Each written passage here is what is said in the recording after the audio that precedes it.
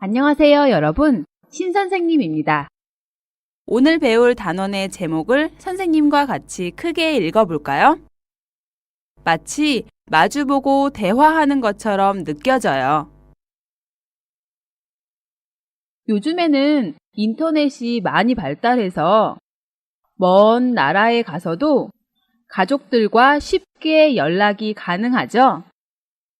저도 중국에 온 후에 매일매일 가족들과 인터넷으로 이야기하는데요. 인터넷이 발달하지 않았던 옛날에는 지금과 같이 인터넷을 통해 매일매일 가족들과 연락하는 것은 상상도 못했을 겁니다. 가족들과도 친구들과도 매일매일 연락하다 보니까 마치 제가 한국에 있는 것처럼 느껴질 때가 있어요. 오늘 배울 첫 번째 문법은 마치, 는, 은, 을 것처럼입니다. 마치, 는, 은, 을 것처럼은 어떤 것을 다른 것에 비유하여 말할 때 쓰는데요. 거의 비슷하게의 의미가 있습니다.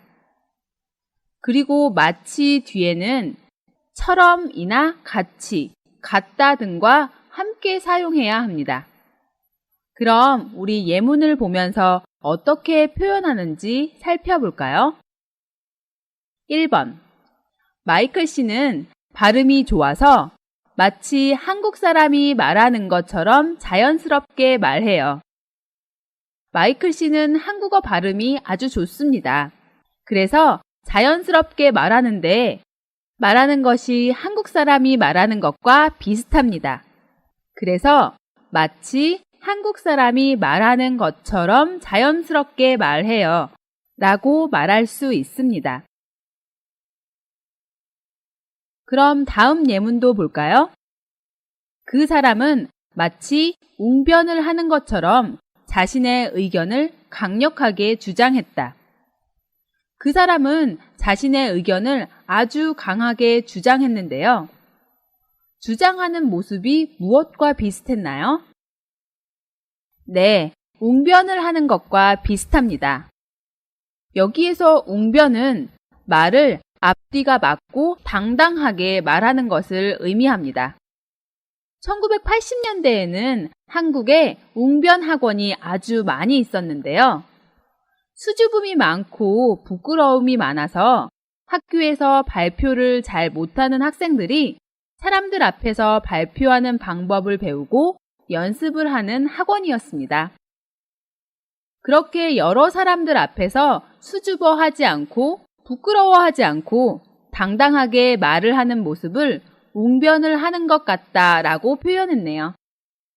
그래서 이 예문에서는 자신의 의견을 강력하게 주장하는 모습이 마치 웅변을 하는 모습과 비슷하다의 의미를 마치 웅변을 하는 것처럼 이라고 표현하고 있습니다.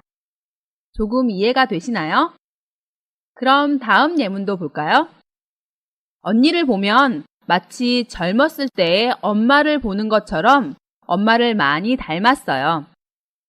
언니는 엄마를 많이 닮았습니다. 여기에서 닮다는 모습이 비슷하다의 의미인데요. 보통 닮다는 과거형으로 닮았다의 형태로 많이 쓰입니다. 언니를 보면 어떤 생각이 듭니까?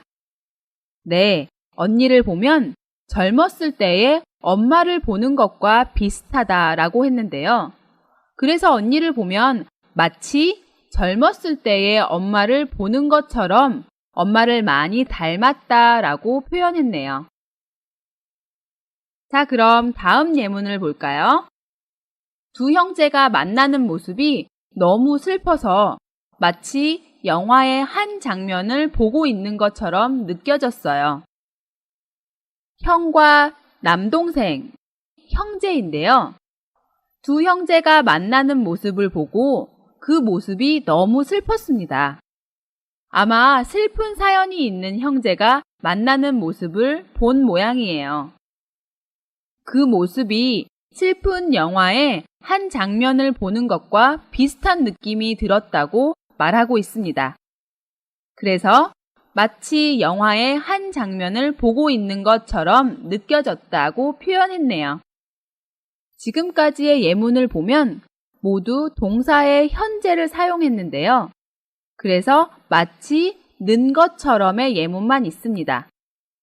그 이유는 첫 번째 예문에서는 마이클 씨의 말하는 모습이 한국 사람이 말하고 있는 것과 같고, 두 번째 예문에서는 그 사람이 자기의 의견을 주장하는 모습도 웅변을 하고 있는 것과 같고, 세 번째 예문에서도 언니의 외모가 젊었을 때의 엄마의 모습을 보고 있는 것 같고, 마지막 예문에서도 두 형제의 지금 모습이 영화를 보고 있는 것 같았기 때문입니다.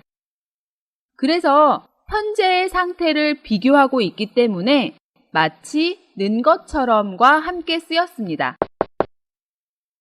그렇지만 그 상태가 과거일 때는 은 것처럼, 미래일 때는 을 것처럼이라고 써야 합니다. 예를 들면 그 사람은 마치 고기를 10인분 먹은 것처럼 배가 나와 있었다를 보면 그 사람은 배가 많이 나와 있었는데 그 모습이 고기를 10인분을 먹은 사람과 비슷했다라는 의미겠죠. 이때는 그 사람이 이미 고기를 많이 먹은 것처럼 보이기 때문에 마치 고기를 10인분 먹은 것처럼 이라고 비유를 했습니다. 또 다른 예를 들면 그 사람은 마치 자기가 계산을 할 것처럼 지갑을 꺼냈다. 이 예문을 보면 어떤 사람이 식당에서 지갑을 꺼냈는데 그 모습이 계산을 하려고 하는 모습과 비슷했다의 의미입니다. 벌써 계산을 했나요? 아니죠. 아직 계산을 하지 않았습니다. 그래서 계산을 할 것 같다라는 미래 시제로 마치 뭐뭐을 것처럼을 사용했습니다. 이해가 좀 되시나요? 그럼 마지막 예문도 보겠습니다. 우리 할머니는 마치 어린아이 피부처럼 피부가 고와요. 여기에서는 명사와 같이 쓰고 있는데요. 명사와 같이 쓸 때는 명사 뒤에 바로 처럼을 쓰면 됩니다. 그래서 우리 할머니는 피부가 고운데 그 피부가 무엇과 비슷하나요? 네, 어린아이의 피부와 비슷합니다. 그래서 우리 할머니는 마치 어린아이 피부처럼 피부가 곱다고 표현했네요. 자, 이렇게 마치, 는, 은, 을 것처럼은 어떤 모습을 비슷한 다른 모습과 비유할 때 사용하는 문법 표현입니다. 그리고 비유하는 모습이 과거일 때는 마치 은 것처럼, 현재일 때는 마치 는 것처럼, 미래일 때는 마치 을 것처럼을 쓰고 명사일 때는 마치 명사처럼을 사용합니다. 자, 그럼 이제 책에 있는 활용 연습을 보면서 더 연습을 해볼까요? 책 230쪽에는 마치, 는, 은, 을 것처럼을 활용하는 연습이 있는데요. 먼저 표현들을 볼까요? 하늘을 날다, 영화 속의 주인공이 되다, 한 폭의 동양화를 보다. 여기에서 폭은 책 한 권, 옷 한 벌, 강아지 한 마리처럼 그림을 세는 양사를 표현할 때 쓰는 것입니다. 새가 날아오르다. 조금 전에 하늘을 날다 더 날다 是飞的意思吗? 새가 날아오르다 더 날아오르다 是飞上去的意思. 오래전부터 알고 지내오다. 자, 그럼 표현들을 문법을 사용해서 문장에 잘 넣어보세요.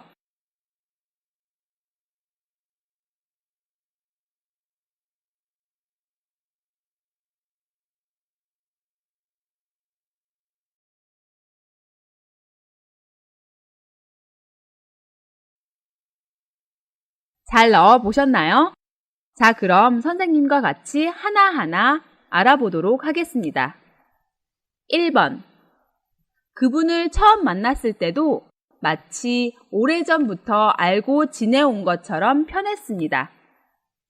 지금도 편하지만 그분을 처음 만났을 때도 어땠나요? 네, 처음 만났을 때도 편한 느낌이 있었다고 이야기하네요. 오래전부터 알고 지낸 사람을 만났을 때 편한 것과 아주 비슷하다고 비유하고 있습니다. 그래서 마치 오래전부터 알고 지내온 것처럼 편했습니다 라고 표현했네요. 그리고 오래전부터 알고 지내온 상태이기 때문에 과거를 사용해서 지내온 것처럼 편했습니다 라고 사용했네요. 다음 문장을 볼까요? 합격 소식을 듣고 마치 하늘을 날 것처럼 기뻤습니다. 합격 소식을 듣고 기뻤어요. 아주 기쁠 때는 그 마음을 어떻게 표현할까요? 한국에서는 하늘을 날다 라는 표현을 사용합니다.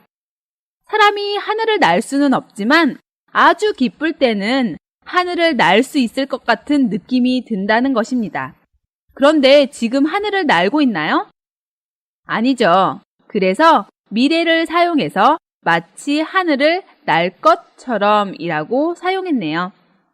이해가 좀 되시나요? 다음 문장도 계속 볼까요? 이른 아침 눈 덮인 산의 경치는 한 폭의 동양화를 보는 것처럼 아름다웠어요. 경치가 정말 아름다웠다고 합니다. 여기에서 이른 아침은 아주 빠른 아침을 의미합니다. 또 눈 덮인 산에서 덮이다는 덮다의 피동 표현입니다. 그래서 눈으로 덮여 있는 산을 의미합니다. 자, 그럼 경치가 아름다운 것은 무엇과 비유할 수 있을까요? 네, 그림에 비유할 수 있겠죠?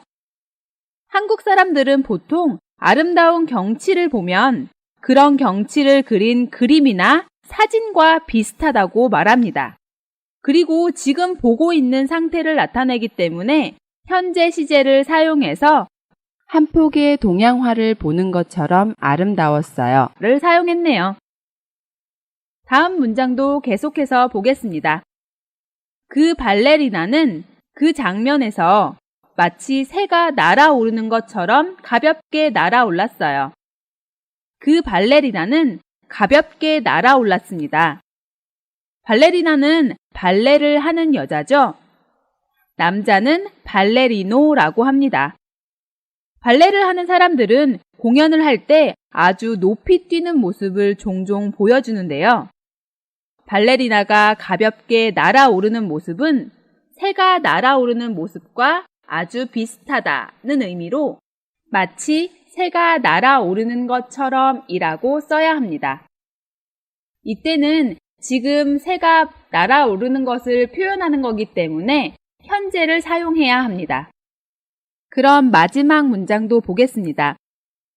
남자친구가 생일에 장미꽃 100송이를 선물했을 때는 마치 내가 영화 속의 주인공이 된 것처럼 기뻤어요. 남자친구가 생일에 장미꽃 100송이를 선물했을 때 저는 아주 기뻤습니다. 장미꽃 100송이를 받은 것은 일상생활에서는 별로 경험할 수 없는 일이잖아요. 그렇지만 어디에서 볼 수 있죠? 네, 영화나 드라마에서는 볼 수 있죠. 그래서 마치 내가 영화 속의 주인공이 된 것처럼 기뻤어요 라고 표현했네요. 여기서는 이미 주인공이 된 상태를 비유한 것이기 때문에 과거 시제로 사용했습니다. 이렇게 마치 는, 은, 을 것처럼을 배워봤는데요. 어떤 모습이나 기분 등을 비유적으로 표현할 때 사용한다는 것과 비유하는 그 모습이 상태에 따라 과거, 현재, 미래 시제를 쓴다는 것을 잘 기억해 두시기 바랍니다. 그럼 두 번째 문법을 배워볼까요? 두 번째 문법은 는다고, 니은다고, 다고입니다. 이 문법은 좀 익숙하지 않나요? 다른 사람이 말한 것을 전할 때 사용하는 문법과 아주 비슷합니다. 그래서 이 문법도 다른 사람의 말이나 속담, 사자성어 등을 인용해서 사용합니다. 우리가 이전 급에서 배웠던 것처럼 동사 뒤에는 는다고, 니은다고, 형용사 뒤에는 다고, 명사 뒤에는 이라고 또는 라고를 사용합니다. 이 문법은 문법도 잘 기억해야 하지만 같이 사용하는 사자성어나 속담도 함께 기억해 두면 좋습니다. 그럼 예문을 보면서 자세히 살펴볼까요? 1번. 선생님 말씀대로 지각은 습관이 된다고 점점 지각이 많아져요. 선생님이 전에 지각은 습관이 됩니다 라고 말한 적이 있나 봐요. 그래서 지각이 점점 많아지는 상황에 대해서 선생님이 말한 내용을 인용해서 표현하고 있습니다. 다음 예문을 볼까요? 낱말은 새가 듣고 반말은 쥐가 듣는다고 말 조심해야 해요. 말을 조심해야 한다고 말하고 있는데 낱말은 새가 듣고 반말은 쥐가 듣는다는 속담을 인용하고 있습니다. 이 속담은 낮에 하는 말은 날아가는 새가 들을 수 있고 밤에 하는 말은 쥐가 들을 수 있다는 말인데요. 항상 누군가 듣는 사람이 있기 때문에 말을 조심해야 한다는 속담입니다. 속담을 배우는 재미가 있죠? 자, 그럼 다음 예문도 볼까요? 고생 끝에 낙이 온다고 조금만 참고 견디면 틀림없이 좋은 결과가 나올 거예요. 친구가 지금 힘들어하고 있는 모양입니다. 친구에게 조금만 참고 견디면 꼭 좋은 결과가 나올 거라고 응원하고 있는데 고생 끝에 낙이 온다 라는 속담을 인용하고 있네요. 이 속담은 어려운 일이나 힘든 일을 겪은 후에 그 끝에는 반드시 즐겁고 좋은 일이 생긴다는 의미입니다. 예문을 계속해서 금강산도 식후경이라고 밥부터 먹을까요? 밥부터 먹자고 제안하는데 금강산도 식후경이라는 속담을 인용했네요. 금강산도 식후경이다는 아무리 재미있는 일도 배가 불러야 재미가 생기지 배가 고프면 아무 일도 할 수 없다는 것을 비유적으로 말한 속담입니다. 쉽게 해석하면 한국에는 산이 많은데 그 중에서 가장 아름다운 산으로 유명한 금강산도 밥을 먹은 후에 구경해야 더 잘 구경할 수 있다는 의미입니다. 그렇다고 여행할 때만 사용하는 표현은 아니고 일상생활에서 어떤 일을 하기 전에 먼저 밥부터 먹자고 말할 때 자주 인용되는 속담이니까 꼭 기억해 두시기 바랍니다.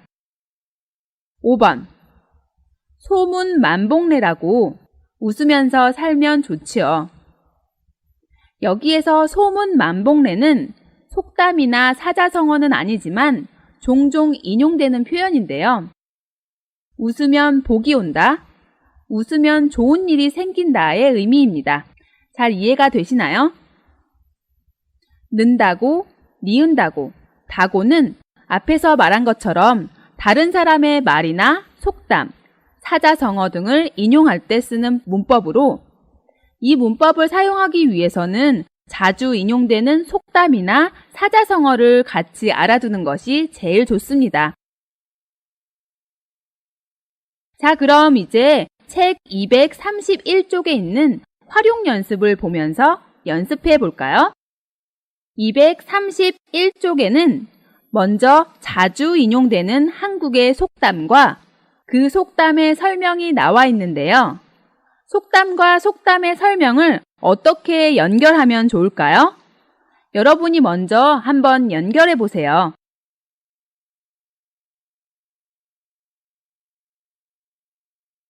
자, 그럼 예문부터 같이 연결해 볼까요? 고생 끝에 낙이 온다. 고생 끝에 낙이 온다는 조금 전 문법 예문에서 배운 속담이죠. 이 속담의 뜻은 아무리 힘들고 괴로운 일이 있어도 그 끝에는 꼭 좋은 일이 있다의 의미였죠. 그래서 괴롭고 힘든 일을 겪은 후에 반드시 좋은 일이 있다와 연결하시면 되겠네요. 그럼 두 번째 속담을 볼까요? 가는 말이 고와야 오는 말이 곱다. 이 속담은 무슨 뜻일까요? 네, 우리가 하는 말에 대한 속담인데요. 내가 다른 사람에게 하는 말이 예뻐야 다른 사람이 나에게 하는 말도 예쁘다의 의미입니다. 그래서 내가 먼저 좋게 이야기해야 다른 사람도 나에게 좋게 말한다는 의미가 되겠죠? 그럼 어떻게 연결하면 될까요? 네, 내가 먼저 좋게 말해야 다른 사람도 그렇게 한다로 연결하면 되겠네요. 3번 속담을 볼까요? 가는 날이 장날이다. 여기서 장날은 시장이 생기는 날을 의미합니다. 지금도 시골에서는 3일이나 5일에 한 번씩 큰 시장이 열리는데요. 옛날에는 지금과 같이 슈퍼마켓이나 대형 마트가 없었기 때문에 장이 열리는 날에는 사람들이 많이 장에 갔습니다. 그래서 가는 날이 장날이다는 어떤 일을 하려고 계획하고 갔는데 그날이 장날이라서 계획했던 일을 할 수 없었다의 의미입니다. 그럼 어떤 것과 연결하면 될까요? 어떤 일을 하려고 계획하고 갔는데 그날 그 일을 할 수 없었다라고 하면 되겠네요. 그럼 네 번째 속담도 볼까요? 윗물이 맑아야 아랫물이 맑다. 이 속담은 는 법이다 문법을 배울 때 본 적이 있지요. 위에 있는 물이 맑고 깨끗해야 아래에 있는 물도 맑은 것처럼 윗사람이 행동을 잘 해야 아랫사람들도 잘 한다는 의미의 속담이었습니다. 그래서 윗사람이 행동을 잘 해야 아랫사람도 잘한다와 연결하면 되겠네요. 다음 속담도 볼까요? 발 없는 말이 천리 간다. 여기에서 말은 두 가지의 의미가 있는데요. 하나는 달리는 말을 의미하고 또 하나는 우리가 하는 말을 의미합니다. 여기에서 발이 없는 말은 우리가 하는 말을 의미합니다. 그래서 우리가 하는 말이 천리, 즉 아주 멀리까지 간다는 의미의 속담인데요. 이 속담의 의미는 뭘까요? 맞아요. 말을 조심해야 한다는 의미로 사용됩니다. 그래서 소문이 아주 빠르게 퍼진다와 연결하면 되겠네요. 자, 이제 속담을 좀 이해하셨나요? 그럼 대화에 알맞게 속담을 넣어서 대화를 만들어 볼까요? 1번. 가. 공부가 너무 힘들어서 그만두고 싶어요. 공부가 힘들어서 그만두고 싶다는 친구에게 무슨 말로 응원해주면 좋을까요? 맞아요. 고생 끝에 낙이 온다 라는 속담을 인용하면 되겠죠? 그래도 고생 끝에 낙이 온다고 포기하지 말고 열심히 하세요 라고 쓰면 되겠네요. 두 번째 예문을 볼까요? 가. 어제 놀이공원에 가신다고 했지요? 재미있게 지내셨어요? 놀이공원에서 재미있게 시간을 보내려고 했지만 놀이공원이 쉬는 날이라서 가지 못했습니다. 이렇게 계획한 일을 하지 못했을 때 어떤 속담을 인용하면 될까요? 네, 맞아요. 가는 날이 장날이다를 인용하면 되겠네요. 그래서 가는 날이 장날이라고 어제 갔더니 쉬는 날이잖아요. 라고 쓰시면 되겠네요. 세 번째 예문입니다. 옆집 아이의 아빠가 술을 마시고 자주 싸우더니 그 아들도 그러는군요. 옆집 아빠가 술을 마시고 싸우니까 아들도 술을 마시고 싸우는 모양이에요. 이럴 때 어떤 속담을 인용할 수 있을까요? 윗사람이 잘해야 아랫사람도 그것을 보고 잘한다는 의미의 속담인 윗물이 맑아야 아랫물이 맑다를 인용할 수 있겠네요. 그래서 윗물이 맑아야 아랫물이 맑다고 어른들이 행동을 바르게 해야 아이들도 제대로 하지요. 라고 쓰시면 되겠네요. 다음 예문도 볼까요? 그 친구에 대한 얘기를 한 사람에게만 했는데 벌써 여러 사람이 알고 있던데요. 그래서 제 입장이 좀 곤란해졌어요. 어떤 친구에 대한 이야기를 한 사람에게만 했는데 그 이야기를 다른 여러 사람이 알고 있습니다. 소문이 빠르기 때문에 말을 조심해야 한다는 의미의 속담은 뭐가 있었죠? 네, 맞아요. 발 없는 말이 천리 간다 라는 속담을 인용하면 되겠네요. 그래서 발 없는 말이 천리 간다고 항상 말을 조심해야지요. 말은 한번 퍼지기 시작하면 아주 빠르거든요. 라고 쓰시면 되겠네요.